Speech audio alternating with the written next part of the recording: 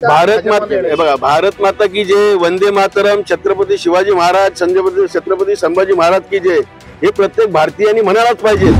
भाजपचा झेंडा असो, मनसेचा झेंडा असो, आतापर्यंत 2000 सालापासून जो काय निर्णय घेतलाय मी माझ्या कार्यकर्त्यांनी घेतलाय। मी म्हणाल की आज मी या ठिकाणी आलो असं कित्येक वेळा सन्माननीय आमदारांबरोबर जेव्हा जेव्हा त्यांनी मला निधी दिलाय तेव्हा तुम्ही बघत असाल माझ्याकडे की त्यांनी त्यावेळेस मी त्यांच्यासोबत फोटो काढलेले आहेत आणि माझे बॅनरही लावलेले आहेत। जर कार्यकर्त्यांची बैठक घेतल्याशिवाय मी कुठलाही निर्णय घेऊ शकत नाही आणि कार्यकर्त्यांची बैठक होईल त्यावेळेसच तो निर्णय होईल।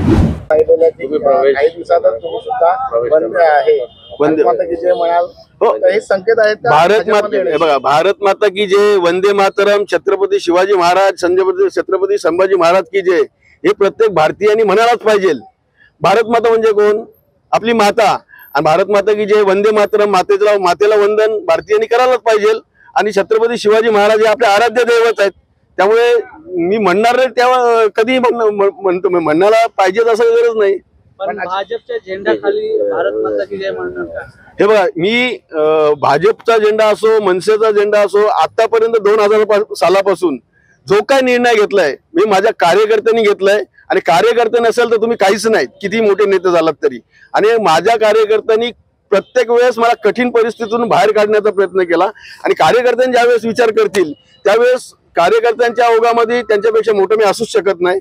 आणि आतापर्यंत निर्णय घेतलाय कार्यकर्त्यांनी, पुढील निर्णय हे कार्यकर्तेच घेतील, बाकी इतर कुठली कारणं सांगायला मला काही गरज नाही। 2 दिवसापूर्वी आपण राज ठाकरे यांची भेट घेतलेली आहे, तिथे काय चर्चा झालेली आणि आज 2 दिवसानंतर लगेच आपण प्रदेशातले भाजपाचे त्यांच्यासोबत आपण आज प्रोग्राम मध्ये आहात आणि त्यांनी संकेत सुद्धा दिलेले आहेत की तुम्ही भाजपमध्ये येणार आहात म्हणून।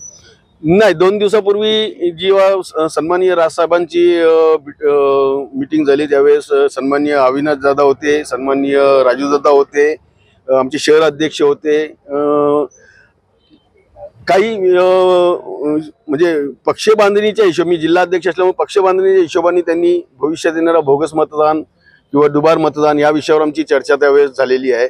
आणि तुम्ही म्हणाल की आज मी या ठिकाणी आलो असं कित्येक वेळा सन्माननीय आमदारांबरोबर जेव्हा जेव्हा त्यांनी मला निधी दिलाय तेव्हा तुम्ही बघत असाल माझ्याकडे की त्यांनी त्यावेळेस मी त्यांच्यासोबत फोटो काढलेले आहेत आणि माझे बॅनरही लावलेले आहेत।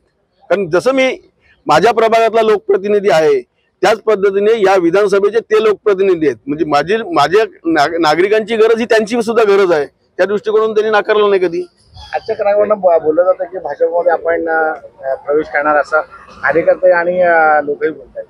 जर कार्यकर्त्यांची बैठक घेतल्याशिवाय मी कुठलाही निर्णय घेऊ शकत नाही आणि कार्यकर्त्यांची बैठक होईल त्यावेळेसच तो निर्णय होईल।